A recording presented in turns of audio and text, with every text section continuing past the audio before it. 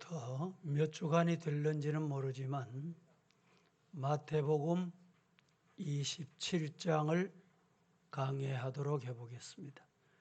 마태복음 27장이 몇 절까지 있죠? 보시면 아시는데 안 보시는 분들은 대답을 못합니까? 66절. 마태복음 후반에 가면서 25장, 26장, 27장은 좀 긴 장으로 되어 있는데 27장 내용은 예수님이 빌라도에게 넘기워지고 십자가에 죽으시는 사건인데 이 사건을 가지고 어떻게 강해에 들어갈까 고민도 하고 기도하던 중에 용기를 가지고 이 말씀을 준비했습니다. 지금은 우리가 아는 대로 코로나 팬데믹 시대라고 합니다. 이 코로나로 인해서 우리에게 위험 요인, 위험 요소들이 실제적으로 참 많이 발생하고 있습니다. 그 대표적인 현상이 뭐냐? 코로나로 인한 위험 요인과 실제적인 사례. 첫째는 코로나 블루 현상이다. 코로나 블루 현상은 뭐냐? 코로나 때문에 집 밖에도 못 나가고 사람도 못 만나게 하고 정상적인 활동을 못 하니까 우울 현상이 많이 생겨나고 있다 하는 것입니다. 두 번째는 코로나 레드 현상. 이 코로나 때문에 마음대로 하지도 못하고 가지도 못하고 먹지도 못하고 사업도 못하니까 사람들 마음속에 분노, 화병이 대단히 많아졌다. 이런 현상입니다. 세 번째는 코로나 블랙 현상. 블랙 하면 설명 안 드려도 다 이해를 하실 텐데 이 코로나 때문에 어두움, 암흑, 절망. 어떤 분이 대구의 목사님 중에 코로나 확진이 생겼습니다. 그런데 사모님도 생겼어요. 그런데 치료센터에 들어가잖아요. 들어가면서 부부가 여보 오늘 당신은 그 짝으로 들어가고 나는 여기 들어가면 두 번 다시 못 만날지 모른다. 손잡고 눈물 흘리고 기도하고 이별하고 병원으로 갔대요. 그런데 하나님의 은혜로 두 분이 다 완쾌돼서 치료받았다는 이야기를 들었습니다. 이 어두운 일들이 이 코로나 때문에 일어나는 현상들이 대단히 많습니다.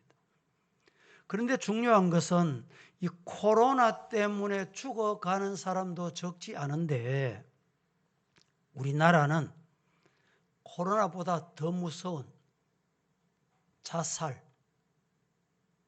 자살로 하루에 몇 명이 죽어가냐?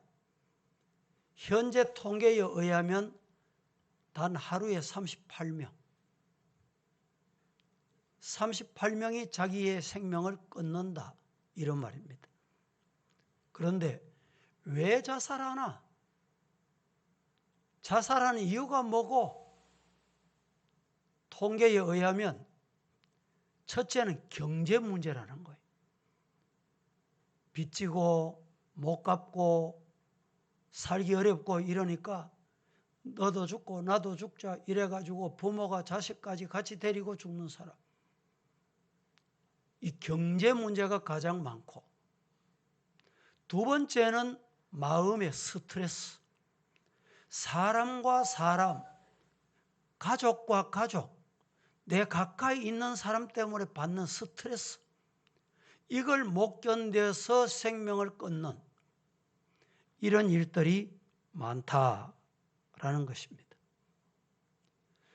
우리 생명은 내 것이 아닙니다. 하나님이 주셨습니다. 그래서 생명을 중요하게 여길 줄 알아야 됩니다. 자살하는 사람은 대부분 이 생명의 고귀함을 모르기 때문에 일어납니다. 여러분, 목사도 보면 영적으로, 정신적으로, 육체적으로 건강하기만 할 것 같죠? 스트레스 받아보세요. 우울증이 오고 잠이 안 오고. 우리 교계 지도자 목사님 중에 교회 대교회를 하는 목사님인데 한번 대화를 하다가 남 목사, 나도 죽을 고생을 했다. 내가 목사 아니면 저 산에서 뛰어내렸다. 나도 우울증이 와가지고 자신을 이기기 어려운 거예요. 그런데 하물며 여러분 성도들이 그런 어려움 이길 수 있는 방법이 뭡니까? 한 가지 따라하십시다. 생명은. 따라합니다. 생명은 하나님이 주셨다. 이 믿음이 있으면 이길 수 있어요. 믿습니까? 다른 방법으로는 우리가 스트레스 못 이겨요. 우울증 못 이겨냅니다.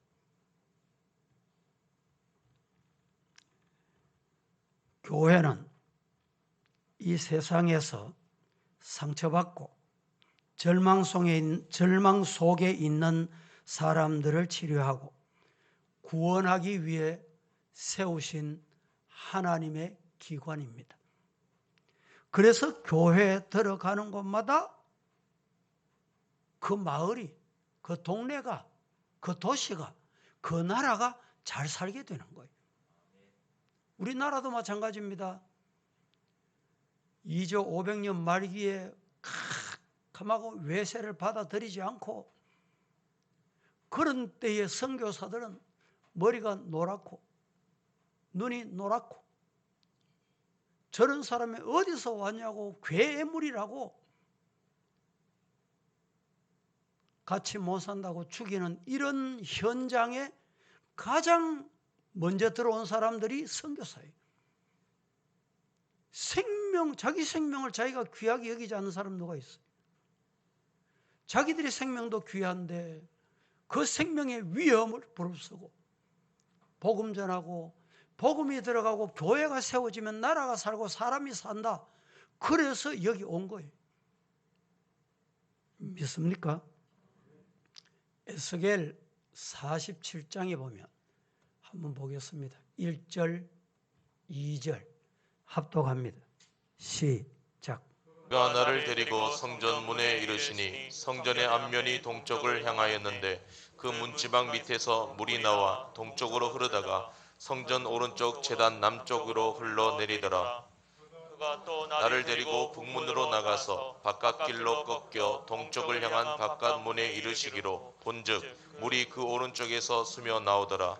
자, 1절과 2절만 함께 봉독을 했는데 이 에스겔 47장 내용은 성전 문지방에서 물이 흘러나와서 동으로 흐르는데 점점 흐르면서 많아졌어요.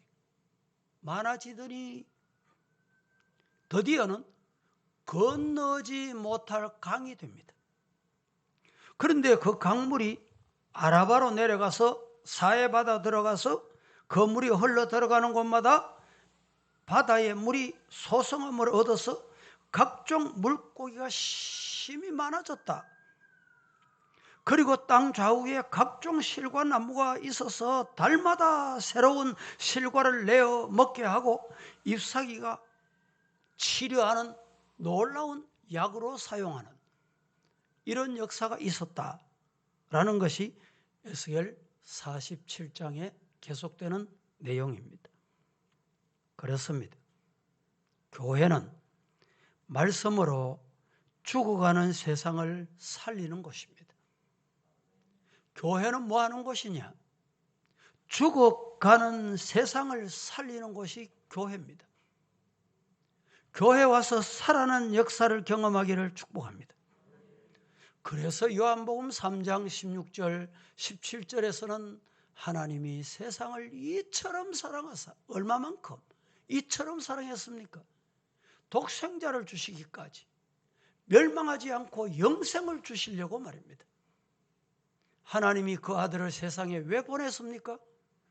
세상을 심판하시기 위함이 아니고 예수님으로 말미암아 세상을 구원받게 하시려고. 할렐루야. 그렇습니다. 예수님은 세상을 살리려 오셨습니다. 묻습니다. 예수님 왜 이 세상에 오셨어요? 세상을 살리려고 오셨습니다. 누가복음 19장 10절 말씀해 보면 인자가 온 것은 잃어버린 자를 찾아 구원하시려고 오셨다. 그런데 중요한 것은 당시 종교 지도자라고 자처하는 대제사장들과 장로들이 예수를 죽이려고 함께 의논하고 예수님을 결박하고 예수님을 끌고 가서 누구에게 넘겼어요? 총독 빌라도에게 넘겼다. 이것이 오늘 시작되는 말씀입니다. 오늘 또 이와 같이 이런 모순적인 일들이 교회 안에 세상에 참 많습니다. 모든 것을 부정적으로 보고 소극적이고 비판적입니다. 언제나 전통과 율법이라는 잣대를 가지고 평가하고 판단하고 정죄하기를 좋아하는 사람들이 이 세상에 너무 많다는 것입니다. 정의를 주장하지만 결국은 정죄하는 것이고 죽이기 위해서 정의를 부르짖습니다. 가만히 보세요. 정의를 부르짖는 사람은 그 사람이 정의인지 정의롭게 사는지, 정의를 부르짖으면서 정죄하고 상대를 죽이려고 부르짖는 것입니다. 세상 정치도 보세요. 똑같습니다. 예수님은 당시 유대인들의 법에 의해서 정죄를 받으셨습니다. 그것은 예수님께 죄가 있었어입니까? 예수님께 무슨 죄가 있었습니까? 예수님이 죄가 있어서가 아니라 죽이려고 법을 적용한 것입니다. 정당합니까 이게? 예수님께 죄가 있어서 법을 갖다 댄 게 아니고 예수님을 죽이려고 법을 갖다 댄 거예요. 이용했다 이 말입니다. 당시 사내들인 공회원들은 율법과 종교적 전통을 철저하게 지킨다, 준수한다 이런 사람들이잖아요. 그런데 불행하게도 하나님의 아들 예수님을 죽이는데 그 율법 잣대를 갖다 댔어요. 그러나 진정한 율법은 정의로운 사회와 사람을 살리는 데 있다. 예수님이 왜 이 땅에 오셨냐? 잃어버린 자 찾기 위해 오셨다. 정의를 갖다 대고 살려야 될 사람을 죽이는 것은 잘못된 것이다 이 말입니다. 그래서 믿는 사람들은 사람을 살리는 사람이어야 합니다. 그리해서 현재 사건을 통해서 미래를 준비하며 건설하는 사람이 되어야 합니다. 예수님은 우리를, 저와 오늘 이 자리에 여러분을 살리려고 오셨습니다. 믿습니까? 아멘 하실 수 있기를 축복합니다. 예수님은 상처를 치료해 주시려고 이 땅에 오셨습니다. 이걸 뭐라고 그러느냐? 복음이라고 합니다. 복음. 복음이 뭡니까? 교회는 복음을 전하는 곳이에요. 복음은 살리는 것이에요. 예수님이 왜 이 땅에 오셨습니까? 우리를 살리러 오셨어요. 그래서 복음이라고 하는 겁니다. 요한복음 6장 63절 말씀에 같이 시작. 살리는 것은 영이니 육은 무익하니라. 내가 너희에게 이런 말은 영이요 생명이라. 살리는 것은 영인데 육은 무익하다. 내가 너희에게 말하는 것은 영이요 생명이요 살리는 것이다. 이렇게 말씀했습니다. 따라 하십시다. 교회는 사람을 살리는 곳이다. 믿습니까? 이 마태복음 27장을 여러분들 강의하는 동안에 잘 들으세요. 그리고 은혜가 되시기를 주님 이름으로 축복합니다. 죄로 인하여 상처 입고 절망 중에 있는 사람들을 치료하는 곳이 바로 교회입니다. 그래서 교회가 해야 할 가장 중요한 사역은 생명 살리는 것입니다. 믿지 않는 사람에게 복음을 전하는 이유도 여기에 있고, 우리가 늘 말씀으로 여러분 나를 살리는 일에 아멘 아멘 하고 말씀이 내 마음에 잘 심겨워질 때에 살아나요. 살아난다니까. 새싹이 나와요. 잎이 피고 꽃이 피고 열매가 맺고. 이게 뭡니까? 살아있는 거예요.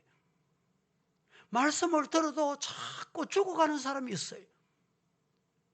말씀을 듣긴 듣는데 말씀을 듣는데도 죽어가는 사람이 있어요.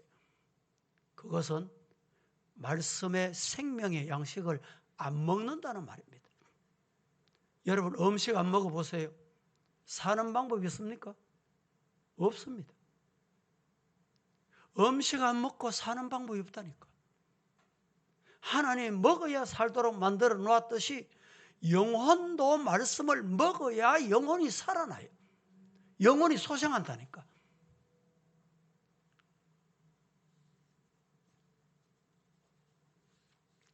첫째, 죄는 잘못된 선택이 죄입니다. 죄가 뭐냐? 뭘 죄라 그러느냐? 죄는 잘못된 선택입니다. 마귀는 도적질하고 죽이고 멸망시키기 위해서 율법이나 전통으로 사람을 정죄하고 심판하는 것이 사탄, 마귀, 귀신의 역할입니다. 죄를 짓는 한 결코 행복할 수가 없습니다. 아담과 하와가 죄를 범한 것은 잘못된 선택에서 온 것입니다. 죄를 범한 아담과 하와는 두려움과 부끄러움으로 하나님 앞에 있지 못하고 숨었습니다. 왜 숨었습니까? 선택 잘못했기 때문에 숨는 거예요. 성경 봅니다. 마태복음 27장 오늘 본문 3절부터 4절, 5절 같이 봉독합니다. 3절부터 5절까지 시작. 그때 예수를 판 유다가 그의 정죄됨을 보고 스스로 뉘우쳐 그 은 30을 대제사장들과 장로들에게 도로 갖다 주며 이르되 내가 무지한 피를 팔고 죄를 범하였도다 하니 그들이 이르되 그것이 우리에게 무슨 상관이냐 내가 당하라 하거늘 유다가 은을 성소에 던져놓고 물러가서 스스로 목매어 죽은지라. 자, 가룟 유다에 관한 3절, 4절, 5절 내용입니다. 가룟 유다는 선택을 잘못한 것입니다. 잘못 선택된 것이 죄다 이 말입니다. 가룟 유다가 예수님을 팔고 행복했습니까? 그는 죄책감 때문에 괴로워했습니다. 왜 괴로워했습니까? 한 번 선택을 잘못하고 나니까 방법이 없는 거예요. 그래서 스스로 뉘우쳐 그 은 30을 대제사장에게 갖다 줬습니다. 그리고 내가 무지한 피를 팔고 죄를 범했도다 이렇게 말하니까 저희가 받지 아니하고 그것을 우리와 무슨 상관이 있느냐? 대제사장이 그 죄는 네가 당해라. 네가 지은 죄다. 이에 유다는 은 30을 성전 바닥에 던지고 물러가서 스스로 목매어 죽었다. 자살이다. 이 말입니다. 사람은 누구나 한 번 살다가 죽음으로 인생을 마칩니다. 그런데 유다는 그 죽음을 비참한 죽음을 맞게 된 것입니다. 어떻게 사느냐에 따라 심판이 주어지는 것입니다. 스데반이 믿음으로 복음을 전했습니다. 설교했습니다. 그런데 그 설교를 듣던 사람들이 마음이 뜨거워졌어요. 뜨거워지면 뭘 해야 되느냐? 두 가지 방법이 있습니다. 돌을 들고 치든지 설교자를 치든지 아니면 자신을 회개하든지 두 가지 방법이에요. 스데반이 설교할 때 그 설교를 듣던 자들이 분해서 돌을 들고 스데반을 쳤습니다. 스데반은 어떠했습니까? 얼굴이 꼭 천사의 얼굴 같더라. 지금 아프간, 정확히 말하면 아프가니스탄이라는 나라입니다. 텔레반이 점령을 해서 유튜브를 보면 사람 죽이는 것은 조그마한 곤충 하나 죽이듯이 곤충 짓밟듯이 사람 생명을 그렇게 처참하게 만드는 장면들이 지금 많이 떠돌아다닙니다. 여러분, 그 죽음 앞에 얼마나 두렵겠어요. 여러분들도 뉴스를 보셨는지 모르지만 그 아프가니스탄의 경찰서장인가 이 사람이 서장했다고 텔레반이 잡아다가 현장에서 죽이는 장면을 보셨어요? 얼마나 두려웠겠어요. 지금 그 현장에 탈출하기 위해서 발부동하는 사람들 중에 선교사들, 미군들, 국제단체 이분들이 그 나라 살리는 일에 동참하겠다고 그렇게 가 있다가 지금 어려운 중에 처해 있습니다. 그런데 스데반은 이 죽음 앞에서도 두려워하지 아니하고 얼굴이 천사의 얼굴 같더라. 그런데 오늘 본문의 가룟 유다는 어땠습니까? 죄책감에 시달리다가 스스로 목매어 죽음으로 불행한 인생을 끝마치게 되고 말았습니다. 인간에게, 사람에게 가장 큰 고통이 있다면 그 고통이 뭔지 아세요? 죄책감이에요. 다른 사람은 모릅니다. 죄책감에 시달리는 만큼 고통스럽고 불행한 게 없어요. 따라 하십시다. 죄는 잘못된 선택이다. 죄가 뭐냐? 죄는 잘못된 선택 때문에 오는 결과입니다. 잘못된 생각은 잘못된 선택을 하게 합니다. 펠로우십 교회 목사님 데로 밀러라고 하는 목사님이 있습니다. 이 목사님이 출판한 책 중에 생각은 결과를 낳는다 라는 책을 썼어요. 생각은 결과를 낳는다 라는 책에서 대단히 중요한 말을 남깁니다. 뭐라고 했냐? 생각은 그 사람의 세계관이다. 어떤 세계관을 갖느냐에 따라서 그 사람이 성공할 수도 있고 실패할 수도 있다. 이 말을 신앙인에게 접목해 보세요. 신앙이 성장할 수도 있고 신앙이 죽어갈 수도 있어요. 내가 생각하고 있는 생각이 세계관이에요. 교회를 보는 교회관이에요. 내가 믿음 생활하는 믿음관입니다.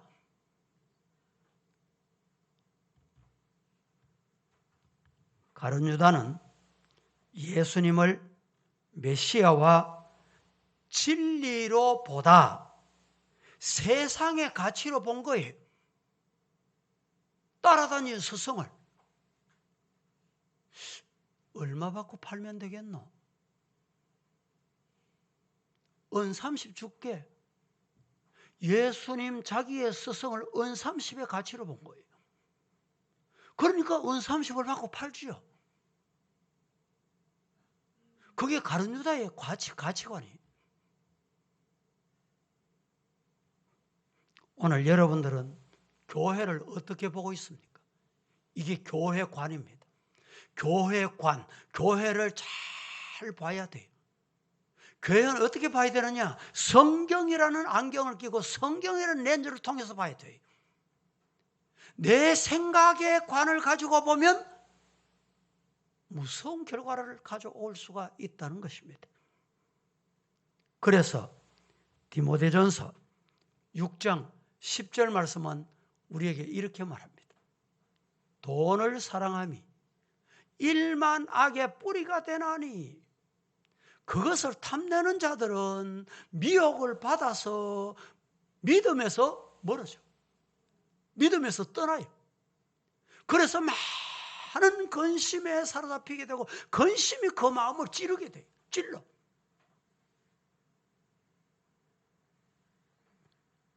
돈은 우리 삶에 필요한 조건입니다. 그러나 돈이 다 성공이고 행복이 될 수는 없다는 것을 우리는 잊으면 안 됩니다. 여러분, 저 북미, 남미, 이 북미는 미국과 캐나다를 말하고 남미는 브라질, 아르헨티나 중심으로 남미라 이렇게 말합니다.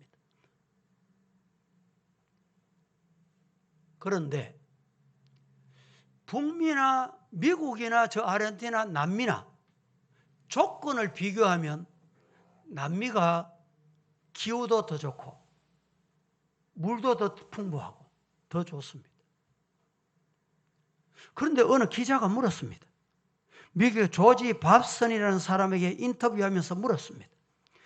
묻고 싶은 게 있는데 남미나 북미 둘 중에 남미가 모든 조건이 좋은데 왜 더 못 살고 미국이나 캐나다가 북미가 더 잘 삽니까? 이렇게 물었어요. 결과는 대답은 이렇습니다. 북미는 영국의 청교도들, 신앙의 자유를 찾아서 갔던 사람이기 때문에 신앙이 목표이기 때문에 하나님의 복을 받아서 잘 살고 남미는 유럽, 스페인에서 돈, 금을 찾아서 간 사람이기 때문에 돈 따라간 사람이기 때문에 그렇게 됐다. 정말 맞는 말입니다. 정말 좋은 말이에요. 오늘 우리는 교회를 신앙 따라가야 돼요. 내 자신이 신앙 따라가기를 주님 이름으로 축복합니다. 돈 따라가다가 남미가 북미가 돼요.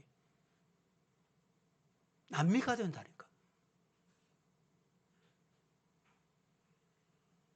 시편 127편 1절 2절은 이렇게 말합니다. 같이 시작. 여호와께서 집을 세우지 아니하시면 세우는 자의 수고가 헛되며 여호와께서 성을 지키지 아니하시면 파수꾼의 깨어 있음이 헛되도다. 너희가 일찍 일어나고 늦게 누우며 수고의 떡을 먹음이 헛되도다. 그러므로 여호와께서 그의 사랑하시는 자에게는 잠을 주시는도다. 집을 세우는 것 내 마음대로 되는 게 아니고 아버지 손에 있다.